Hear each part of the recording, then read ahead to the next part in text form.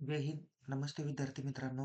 आताच्या व्हिडिओमध्ये आपण M Com part second semester 3 2023 credit पॅटर्नमधील म्हणजेच एन.ई.पी पॅटर्नमधील ऑडिट ॲश्युरन्स स्टँडर्ड या विषयाच्या क्वेश्चन पेपरचा फॉर्मॅट आणि important question for study purpose आपण बघणार आहोत.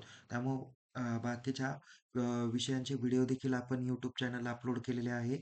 तसेच या व्हिडिओच्या डिस्क्रिप्शन बॉक्सला व्हिडिओच्या लिंक दिलेल्या आहे. ओके. त्याच्यामुळं तुम्ही काळजीपूर्वक पद्धतीने हे व्हिडिओ काळजीपूर्वक बघा आणि परीक्षेची तयारी तुम्ही करा. ओके. चला तर मग आपण सुरुवात करूया. ऑडिटिंग ॲश्युरन्स स्टँडर्ड या विषयाच्या क्वेश्चन पेपरचा फॉर्मॅट कशा पद्धतीने आहे. ओके. तर आपल्याला माहिती आहे की या विषयाच्या क्वेश्चन पेपरचा फॉर्मॅटसाठी टोटल 4 क्रेडिट आहे. यासाठी विद्यापीठाची परीक्षा 3 तास ची होणार आहे. यासाठी तुम्हाला टोटल मार्क्स असणार आहे 100 मार्क. इंटरनल तुम्हाला 30 पैकी असतील तर युनिव्हर्सिटीची एक्झाम 70 मार्कांची असणार आहे. पासिंगसाठी तुम्हाला किमान 40 मार्क पडले पाहिजे. त्यात इंटरनलला 30 पैकी 12 मार्क आणि युनिव्हर्सिटी एक्झामला 70 पैकी 28 मार्क्स पाहिजे. या विषयाची क्वेश्चन पेपर इंग्रजी माध्यमातून येणार आहे. परीक्षेसाठी एकूण 6 प्रश्न विचारले जातील. तर यामध्ये क्वेश्चन नंबर 1 आणि क्वेश्चन नंबर 6 हा काय करायचा आहे तुम्हाला रेग्युलर सॉल्व्ह करायचा आहे. कंपल्सरी सॉल्व्ह करायचा आहे. तर रिमेनिंग जे काही question number second, third, fourth आणि फिफ्थ दिलेले आहे, तर त्यातून कोणतेही 3 प्रश्नांची उत्तरे या ठिकाणी लिहायची आहे. बघा तुम्हाला समोर स्क्रीनवर क्वेश्चन पेपरचा फॉर्मॅट दिसेल. यामध्ये टोटल 6 प्रश्न विचारले जाणार आहे. त्यातील पहिला प्रश्न तुम्हाला फिल इन द ब्लँक 6 मार्काला विचारला जाईल. क्वेश्चन नंबर सेकंड हा ब्रॉड क्वेश्चन म्हणजेच थेअरी क्वेश्चन तुम्हाला चॅप्टर नंबर 1 वर 18 मार्काला विचारला जाईल. क्वेश्चन नंबर 3 चॅप्टर नंबर 2 वर ब्रॉड क्वेश्चन 18 मार्काला विचारला जाईल. क्वेश्चन नंबर 4 हा ब्रॉड क्वेश्चन चॅप्टर नंबर 3 वर 18 मार्काला विचारला जाईल. तर क्वेश्चन नंबर 5 चॅप्टर नंबर 4 वरती ब्रॉड क्वेश्चन 18 मार्काला विचारला जाईल. तर यामध्ये क्वेश्चन नंबर 6 शॉर्ट नोट्स असणार आहे. यामध्ये 4 पैकी कोणत्याही 2 शॉर्ट नोट्स तुम्हाला सॉल्व्ह करायच्या आहेत. ओके. तर त्या 10 मार्कासाठी आहे. असे मिळून 70 मार्कासाठीचा हा क्वेश्चन पेपरचा फॉर्मॅट असणार आहे. यामध्ये क्वेश्चन नंबर सेकंडला डिस्क्रिप्टिव्ह टाइप क्वेश्चन जो चॅप्टर नंबर 1 वर 18 मार्काला अ, 18 मार्काला जो काही ब्रॉड क्वेश्चन होणार आहे. तर यामध्ये तुम्हाला audit, risk assessment and digital auditing assurance या चॅप्टरवरती ब्रॉड क्वेश्चन असणार आहे. यातील काही प्रश्न मी तुम्हाला सॅम्पल म्हणून दिलेले आहे. जर विचारले तर या पद्धतीने ते प्रश्न विचारले जातील. ओके.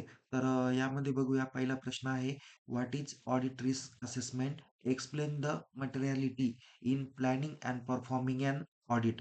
असा प्रश्न तुम्हाला विचारला जाऊ शकतो डायरेक्ट 18 मार्कासाठी. ओके. त्यानंतर दुसरा प्रश्न आहे explain the auditor response to assess risk. त्याच्यानंतर तिसरा प्रश्न आहे explain auditing digitally and digital auditing and also explain usage of automated tools such as CAT, CAAT and data analytics than AI, that is artificial intelligence. असा पण प्रश्न विचारला जाऊ शकतो. AI वरती तुम्हाला शॉर्ट नोट्स पण कदाचित विचारले जाऊ शकतील. ओके. त्याच्यामुळं या AI किंवा डेटा अॅनालिटिक्स वरती शॉर्ट नोट्स पण तुम्ही काळजीपूर्वक पद्धतीने करून ठेवा. पुढचा जो काही चॅप्टर आहे तो आहे ethics and terms of audit engagement. हा चॅप्टर नंबर 2 आहे. यामध्ये क्वेश्चन नंबर 3 18 मार्कासाठी तुम्हाला विचारला जाईल.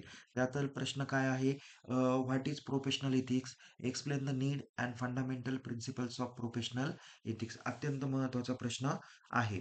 नाहीतर explain independence of auditor, state threats to independence, safeguard to independence and professional scepticism असे काही क्वेश्चन या ठिकाणी विचारले जातील. इंडिपेंडन्स ऑफ ऑडिटर या बाबतीत सविस्तर माहिती तुम्हाला लिहायला विचारली जाऊ शकते. नेक्स्ट आहे क्वेश्चन नंबर 4. हा चॅप्टर नंबर 3 वर तुम्हाला 18 मार्काला ब्रॉड क्वेश्चन विचारला जाईल. याचं नाव आहे ऑडिट इव्हिडन्स. त्यातील महत्त्वाचा प्रश्न आहे explain the concept of audit evidence and specific consideration of selected items. Okay.